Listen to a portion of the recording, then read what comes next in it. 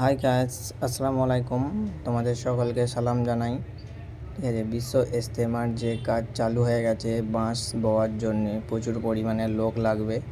সেই লোক এখন কম আছে। তোমাদের সকলকে বলি তোমরা আসো, এসে হাতে হাতে করে একটুখানি কাজগুলো আগে বাড়িয়ে দাও। ঠিক আছে, তোমরা যদি কাজ হাত হাত দিয়ে একটুখানি বাড়িয়ে দাও তাহলে একটু আমাদের অনেকই সুসর হবে কাজটা আগে নিয়ে যাওয়ার জন্য।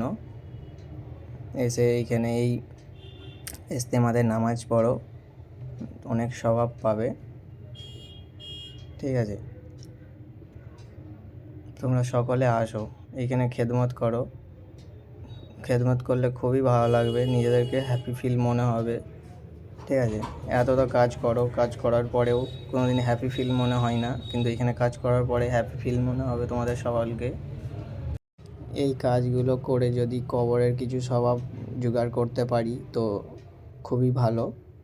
সেই জন্যে বলি সবাই আসো, এসে একটু কাজ করো।